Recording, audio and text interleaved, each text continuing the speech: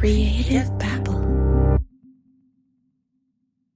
Insurance isn't one size fits all, and shopping for it shouldn't feel like squeezing into something that just doesn't fit. That's why drivers have enjoyed Progressive's Name Your Price tool for years. With the Name Your Price tool, you tell them what you want to pay, and they show you options that fit your budget. Enough hunting for discounts, trying to calculate rates, and tinkering with coverages. Maybe you're picking out your very first policy, or maybe you're just looking for something that works better for you and your family. Either way, they make it simple to see your options. No guesswork, no surprises. Ready to see how easy and fun shopping for car insurance can be? Visit Progressive.com and give the Name Your Price tool a try. Take the stress out of shopping and find coverage that fits your life, on your terms. Progressive Casualty Insurance Company and Affiliates. Price and coverage match limited by state law.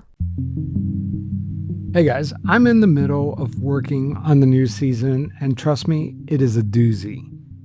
I think you're going to be talking about this one for a while, and I'm going to reveal the subject of my new series on YouTube, TikTok, and Instagram in the next few days. So if you want to be the first to find out who we're covering, go follow Pretend Pod on all those platforms. The new series drops right here on this feed on August 11th. In the meantime, I have a handful of standalone episodes lined up for you. One is about a Nigerian scammer who goes by the name of Edward Smog. Then there's a for-hire intelligence operative who hunts down con artists for a living. Except the con artist who got him the worst was his own father. But today, we're going to return to a story you're already familiar with. It's an update on the Chain of Command series. After my series ended, I heard from several people with inside knowledge at NTCC and House of Prayer. And you're going to hear from one of those people today. We're also going to update you on the federal case against the man who goes by the name of Rony Denis. And we have an update on his wife. Remember, the last time we talked, we didn't really know what happened to Marjorie Denis. She vanished. And there were all kinds of rumors swirling around. Now we know for sure. I'm Javier Leiva, and this is Pretend, stories about real people pretending to be someone else.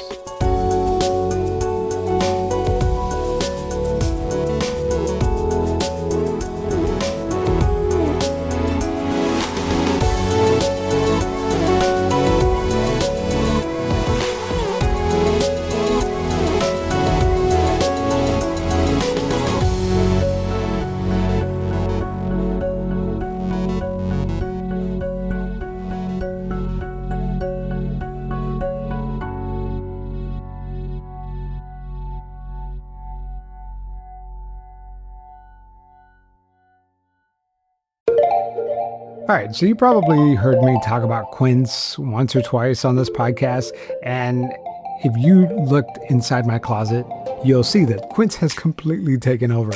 I have 4 linen shirts, a bunch of really, really soft tees that I wear almost every single day. I have slacks, my whole closet. This is the best I've ever looked. This is the summer of Javier.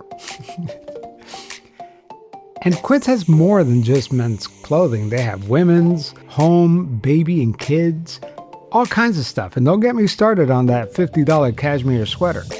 I mean, where are you going to get a cashmere sweater for $50?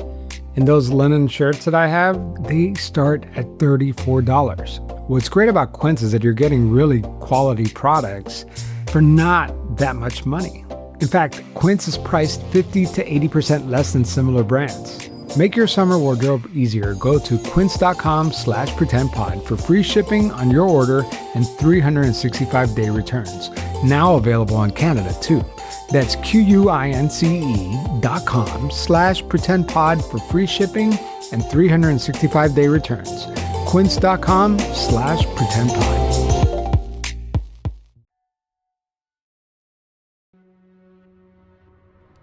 Hey, Javier. Good evening. Darnell Emanuel is a former Army combat engineer.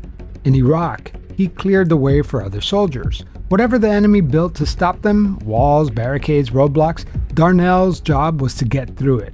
And when he came back home, he became one of Rony Denis's inner circle. and his new job was clearing the bombs Rony Denis was leaving behind. According to Darnell, House of Prayer was under federal investigation as far back as 2010. That's 12 years before the FBI raid, 15 years before anyone was arrested. And during that whole time, Darnell was working inside the church, which means, whether he wanted to be or not, he was entangled in all of Rony Denis's alleged criminal activity. As far back as 2010, the church was starting to get investigated for basically fraudulent activity related to mortgage fraud. My name is peppered throughout this whole thing. It is shameful. For those of you who need a refresher, in September 2025, a federal grand jury indicted Rony Denis on 26 counts, including bank fraud, wire fraud, and filing false tax returns. The government alleges that he ran two major fraud schemes over decades. There's part of it that there's a lot of shame, and that's why a lot of people don't want to talk. It really hurts bad, and it's icky. To me, I always tell people that it's like toxic. It's like radiation laced, where, this thing has a half-life. Half-life, because their names are still on the documents, because their credit is still ruined, because the radiation that Rony Denis left behind is still doing damage, even today, years after they left the church. 8 House of Prayer members were indicted last September: Rony Denis, Anthony Alones, and 6 others. Darnell Emanuel was not one of them, although his name is peppered throughout the documents. His credit was used to buy houses that he could not afford, but he was never charged.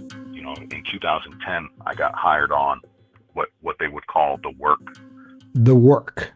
That was not just flipping houses. The federal indictment alleges that Rony Denis and his crew collected more than $5.2 million in rental income alone from 2018 to 2020. That's just a 2-year window, and this scheme ran more than 20 years, so the actual number is most likely exponentially higher. The work was, hey, we go into pre-foreclosure on the houses. We let some of them foreclose. If brothers leave, we will strip those houses out. Basically, they did the foreclosure fraud on the houses, and there were some times where before the bank got the house, they would strip the house out, take the water heater out, take the flooring out, take the trim off the walls. Hey, if they could get sheetrock off the walls, Rony Denis would tell the work crew to do those following items. And you did it secretly. There were times where it would go as far as doing it at nighttime. We would work on these properties. They would be in foreclosure. They'd be renting them out. People would be coming, doing inspections. The bank would be coming to see if someone's living in the house. We were instructed not to answer the doors. Essentially, the scheme is Rony Denis and his goons would get one of their church members, either willingly or unwillingly, to get a mortgage on a house. They wouldn't pay for the mortgage, so the house would go into foreclosure. But meanwhile, they're renting the house. They're getting payments for the rentals. And after the house is already going through foreclosure, a team goes in and strips the house of everything valuable? Yes. Is that right? Yep. Wow. Yep. That's happened several times over the years. And this is just the real estate scheme. Don't forget that Rony Denis is also accused of destroying his members' credit. The government alleges that Rony Denis and his co-conspirators used forged powers of attorney and fake loan applications. People who they ran up credit card debt in the member's name. I myself have had lines of credit and credit cards taken out in my name by Anthony Alones. And did you know? I knew about them afterwards because I would get letters, but no, for the credit cards, like for instance, they took a Lowe's credit card out. They did not let me know ahead of time. Now here's the thing, several times I've questioned it, but I would get in trouble. I myself, when I would question missteps that were done in my name, I quickly learned not to do it because I would get preached at for being covetous, being nosy, lustful, being homosexual, you name it. I was pretty proud of my credit I pride myself as any good person would, that they paid their bills, and that should reflect on your credit score. Yeah. They would lie on the credit applications for the loans. He would put things in there. I had this other company on the side, this other enterprise. I made $8,000 a month. Like, where did they just made that stuff up? Good, honest people feel bad if to stretch the truth on a mortgage application, saying that you make $150,000 when you don't. But here's the thing: they knew how to do it. They were sophisticated, and once you did it once, all you do is just copy and paste.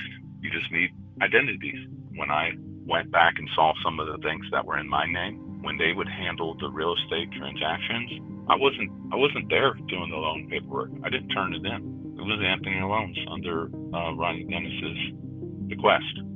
You've heard me mention Anthony Alones a few times in this series, but we haven't really stopped to talk about who he is. So let me fix that. If Rony Denis was the face of House of Prayer, Anthony Alones was the machine behind the scenes. According to the federal indictment, he was Rony Denis's right-hand man. He set up the shell companies, he handled the mortgages, he filed the paperwork, he falsified the loan applications, and he forged the power of attorney.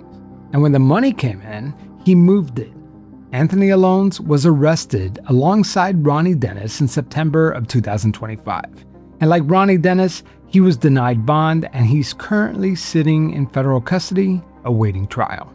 Anthony Alones, that name comes up over and over and over again. What was his role, and was he just being used as the fall guy, or was he one of the architects of this? Oh, well, he was definitely an architect. They needed to make money, so they got into real estate. There's always a part of me like, oh, maybe they meant to do well in the beginning, and then it just got hard for them, and they had to make these decisions. That doesn't really pan out when you look at the record. I have records from when the House of Prayer first started, from before I was involved.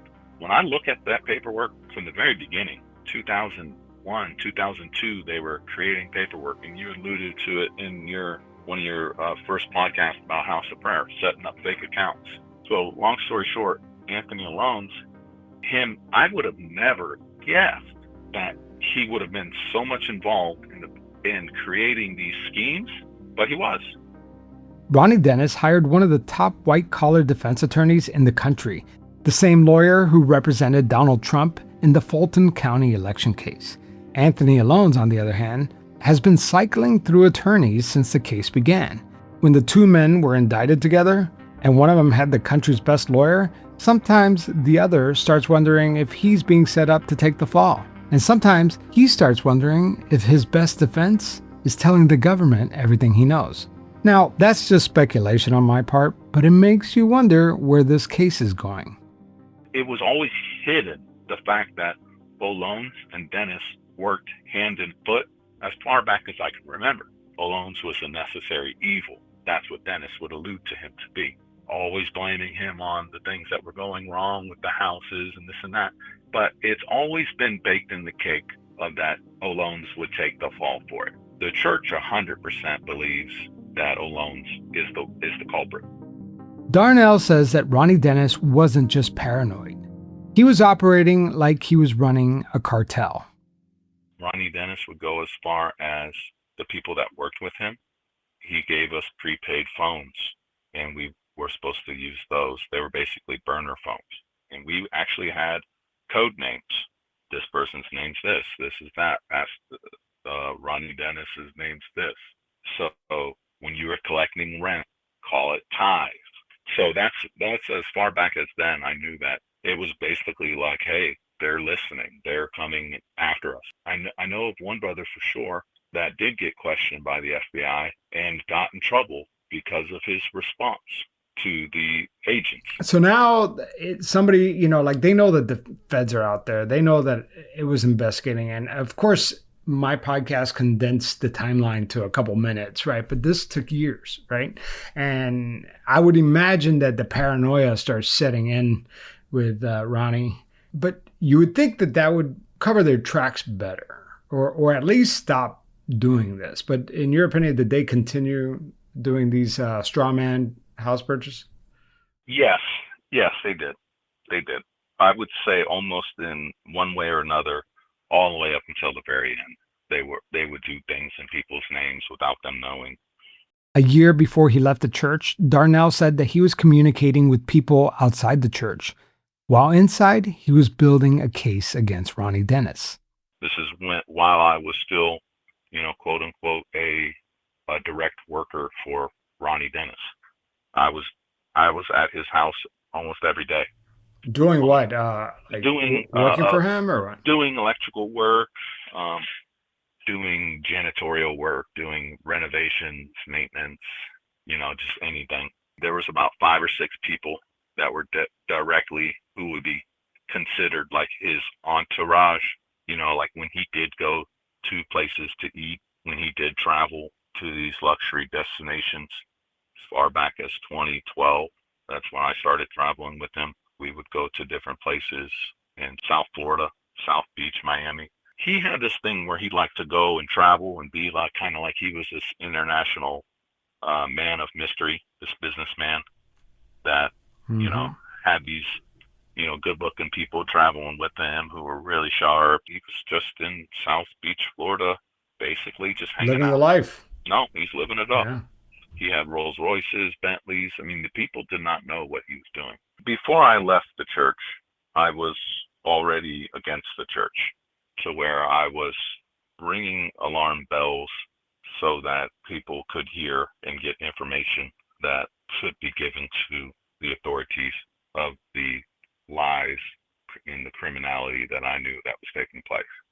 Where were they getting this information? Where were they getting the facts? Where were they getting bank statements? Where were they getting this stuff? Rony Denis was always paranoid, but he was paranoid about the wrong things. What were the right things that he should have been paranoid about? He should have been paranoid about not speaking on the phone 24 hours a day where people could listen to him, not sending faxes. He should have stopped doing these things, or made a clean break with the church and just go his own separate way. But he can never bring himself to it. You can't have the Miami mansion lifestyle if you don't have the congregation to fund those lifestyles. Well, he also needed the church to be his fuel for his cover. Yeah, his cover and his fuel for his narcissistic supply. He needed. Yeah. He fed off of that stuff, and he loved to be worshipped. I wish I never would have met the guy or whatever. But the thing is, I would have been completely okay. The thing is, I was around him a lot. I knew who he was. So going back to you and Gladys teaming up, you were telling me that you would find evidence, and like you were even saying, like the faxes, and they would just tear up garbage instead of shredding it. Like they were sloppy about it. And what kind of things did you find? What I would say is anybody could have found these things. They would go to the Lowe's trash cans and throwing stuff in the Lowe's trash can. Anybody could go in there if you were the FBI or whatever, if you knew where these things were, and they could be got. And he was not shredding these things. Any good citizen could grab these items and give them to the authorities. So, very sloppy. And some former members may have been dumpster diving, collecting valuable information for the feds. Sloppy indeed, huh? I've been tracking on the federal case closely, and as of this recording, there is no court date set. Whenever there is, don't worry, you'll be the first to know. When we come back from the break, we are going to find out what happened to Marjorie Denis.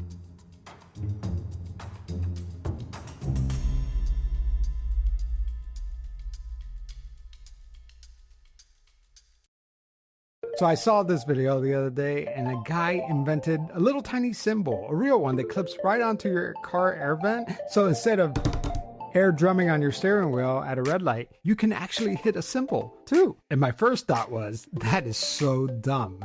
And my second thought was, I want one. And my third thought was, why didn't I think of that? Because that's the thing, right? We all have these great ideas, and it's never the idea that stops us. It's the wall, the website, the payment stuff, the boring parts that make you go, maybe I'll do this later. And that's the whole reason why Shopify exists. You bring the idea, and you already handled the hard part on day one. The website, no coding. You pick up a template, their AI helps you out, and the thing in your head is just there, looking just like you pitched it. You bring the idea, and they've already handled the hard part on day one. Then somebody actually buys it, and the checkout is already handled, optimized right out of the gate. And the folks who come back, they buy in a single click. You don't have to lift a finger. And when you get stuck, and you will, there's a built-in assistant called Sidekick. The questions that you're too embarrassed to ask, they got you covered. So go ahead, check out shopify.com/pretend if you're curious. All you need is an idea, and Shopify handles the rest. Start your free trial at shopify.com/pretend. Again, start your free trial at shopify.com/pretend. The Hulu original series, Furious, is coming to Hulu and Hulu on Disney Plus July 27th. There are 3 victims we know of. The suspect is female, white, late 20s. Female serial killers kill for power, control. I believe there's a deeper motivation here. You have no idea who you're dealing with, and you are gonna end up dead. I've been waiting for you. Watch the Hulu original series, Furious, on July 27th. Streaming on Hulu and Hulu on Disney Plus for bundle subscribers. Terms apply. You know, there's one thing I've wanted to talk about in this bonus episode, and that is the one that's weighing on me since I closed the last episode. For 37 years, Marjorie Denis was married to Rony Denis, and according to court filings, she was allegedly kept unemployed her entire adult life. She wasn't allowed to work, her husband collected all her money, and when she tried to leave, Rony Denis called in his most loyal ministers to physically hold her down. In 2024, Marjorie Denis filed for divorce. She got a protective order, and her lawyers started subpoenaing the church's bank accounts. She was on the verge of doing something that no one else inside House of Prayer had ever done. She was going to expose the money. And then she disappeared. Rumors started spreading online that Marjorie had died, but there was no obituary, no public service, just whispers. And her divorce case was still active on the docket. So how could she be dead? I closed the last episode wondering if the timing was just too convenient. I even reached out to Marjorie's attorney to confirm, and I never heard back. Then last week, I finally got my hands on her death certificate. Marjorie Denis died on March 31st, 2026 in Augusta, Georgia. The cause of death is listed as acute respiratory failure with metastatic breast cancer as the underlying cause. Her marital status is listed as divorced. She was buried in April in Mount Pleasant, South Carolina, not Georgia.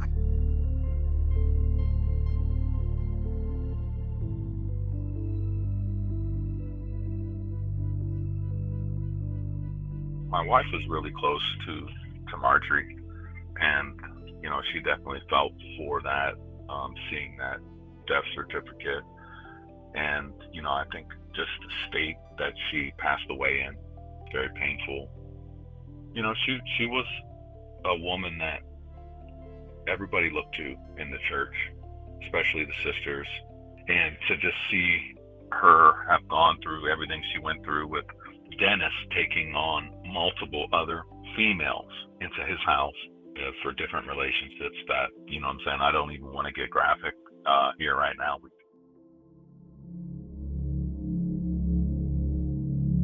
Imagine what it must have been like. Your husband is under federal indictment, the FBI raids his mansion, your life is coming apart, and on top of that, you're dying?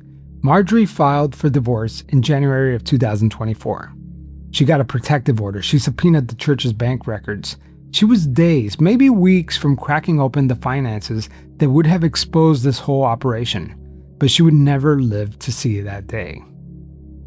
The fact that there wasn't a hard document or an obituary or something like that. Or that people didn't even know that she had cancer, which was crazy, Yeah, even when Marjorie and Mariah left, there's almost nobody that they spoke to. in the church or Yeah, anybody. who knows? But the whole thing just seems really sad. It just seems like a very sad ending for her. As far as with Marjorie passing, she went through a lot of pain, a lot of suffering, and God have mercy on us all. And I hope that, his daughter is able to maybe just start some type of a normal life.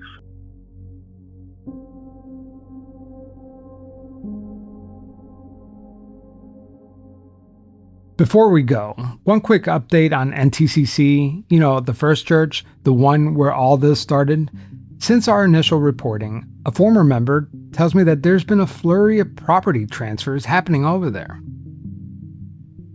You remember Michael Keckel, the pastor, and his wife Tanya bought a mansion from the church for a fraction of the real value, and then they transferred it over to an LLC. Well, now they've transferred it again into a living trust. And they've done the same thing with the new mansion they bought in Arizona. And the biggest transfer is the Founders Mansion. It's a huge estate in Graham, Washington. The church quietly quitclaimed it to Tanya Keckel, and she already listed it for sale for over $2 million. And former members have flooded ex-member communities with comments about the place. 20-foot ceilings, Greek columns, green marble, chandelier. And I'm just describing their bathroom. And this mansion is surrounded on all sides by little worker minister homes.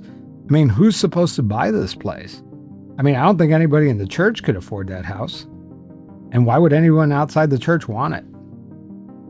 Meanwhile, Michael Keckel is moving the whole operation to Buckeye, Arizona. He's brought his top ministers with him.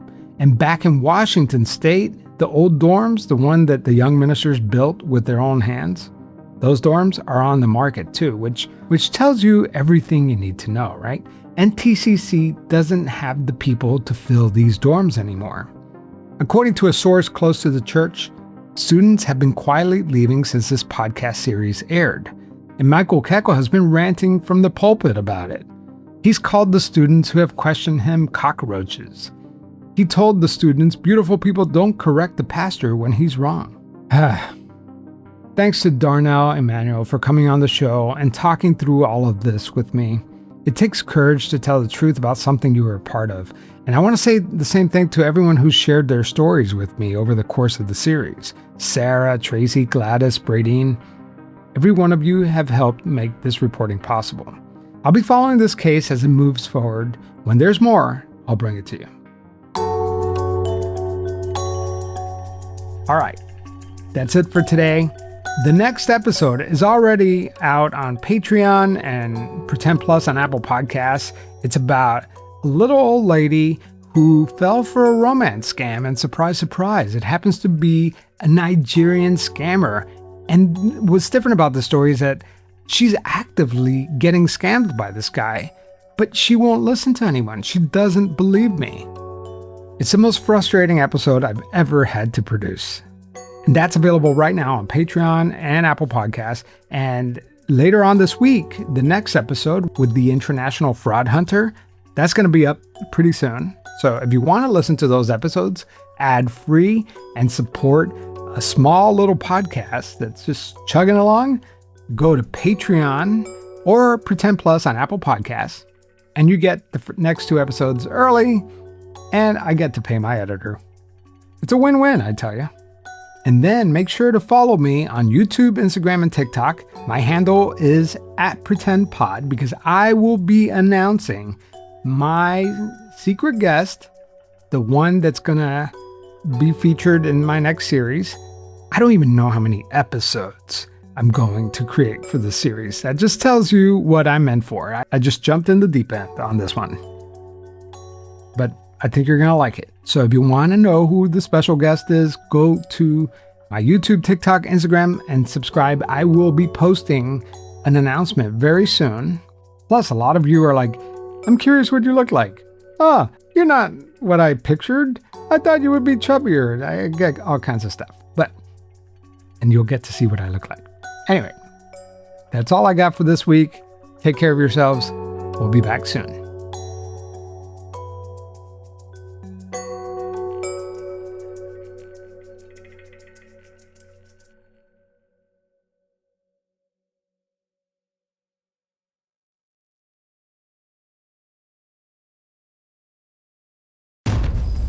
Queen Carvania stood haloed by the morning sun.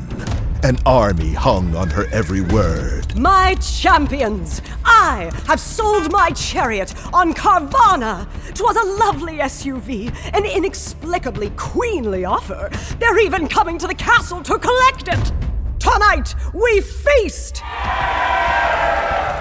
An offer you can feast on. Sell your car today on Carvana. Pickup fees may apply. Creative